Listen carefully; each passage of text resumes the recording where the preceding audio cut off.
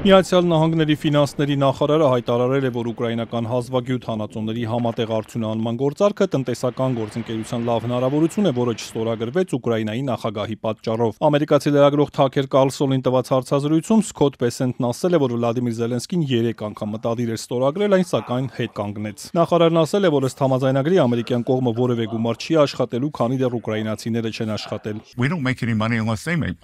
Իսկ գիտեք, թե դա ում դուր չի գալիս, մարդկանց, որոնք գողանում են այդ գումարները, քանզի մենք պետք է համակարգենք գումարի հոսքը։ Ամերիկացի պաշտոնյան ասել է, որ շաբաթվա սկզբին ուկրաինացիների տեխնիկական թիմը կայցելի Միացյալ Նահանգներ եւ գործարքը կարող է կնքվել մոտ ապագայում։ Ուկրաինական կողմը հաստատել է, որ նման այց է նախատեսված։ Այս ֆոնին Ուկրաինայի նախագահն ԱՄՆ-ից պահանջել է դատապարտել վերջին օրերին Կիևին, Կրիվոյ Ռոգին ռուսական զորքի ինտենսիվ հարվածները, որոնց հետևանքով 20-ից ավելի մարդ է սպանվել։ Նաև կոչ է արել Ուկրաինային տրամադրել հակաօդային պաշտպանության նոր համակարգեր եւ դրանք արտադրելու արտոնագրեր։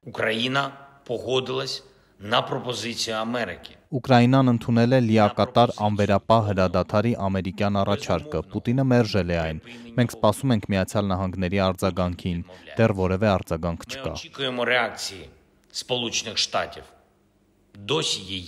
Զելենսկու հայտարարությունից հետո Ուկրաինայում ԱՄՆ դեսպան Բրիջիտ Բրինքը համերաշխություն է հայտնել Ուկրաինայի ժողովրդին։ Նա X-ում գրել է, որ Ռուսաստանն է հարվածել Կրիվոյ Ռոգին, թեև ավելի վաղ միայն գրել էր, որ բալիստիկ հրթիռ է հարվածել։ Ուկրաինացի քաղաքագետ Վլադիմիր Ֆեսենկոն Ազատության Նաստայաշևրեմե հեռուստաալիքին ասել է, որ խաղաղ բնակչության դեմ ինտենսիվ հարձակումներով Պուտինը ոչ թե նպատակ է հետապնդում, որ Ուկրաինան դուրս գա բանակցություններից, այլ ճնշում է բանեցնում բանակցային գործընթացի վրա, որպեսզի ստանա այն, ինչ ցանկանում է։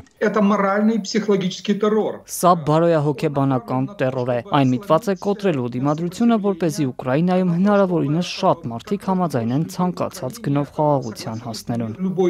Կրեմլի հատուկ բանագնաց Կիրիլ Դմիտրիևը, որն անցած շաբաթ էր հանդիպել Թրամփի ներկայացուցիչների հետ, իր հերթին հայտարարել է, որ Ուկրաինայում խաղաղության հարցով Մոսկվայի եւ Վաշինգտոնի միջև նոր շփումներ կարող են տեղի ունենալ մի քանի օրից։ Նա ասել է, որ լավ երկխոսություն է ընթանում։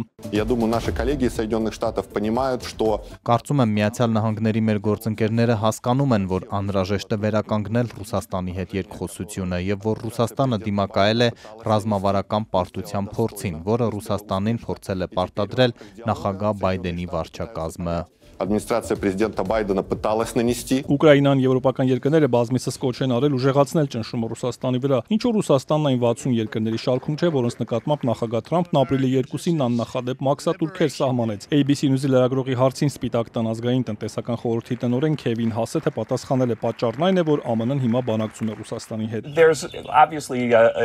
Ակնհայտ է, որ քննարկումներ են ընթանում Ռուսաստանի եւ Ուկրաինայի հետ եւ կարծում եմ նախագահը որոշել է չխառնել այդ երկու հարցերը։ Սա չի նշանակում, որ Ռուսաստանին կվերաբերվեն բոլորովին այլ կերպ, քան ցանկացած այլ երկրի։ Այս ընթացքում ճակատում իրավիճակը լարված է մնում ռուսական զորքը հանգստյան օրերին հարվածել է Կիևին, Խարկովին, Միկոլաևին, Կրիվոյ Ռոգին, որտեղ կա 20 զոհ, 30-ից ավել վիրավոր։ Ռուսական կողմը եւս հայտնել է տարբեր շրջաններում ուկրաինական անօդաչուների հարվածների մասին։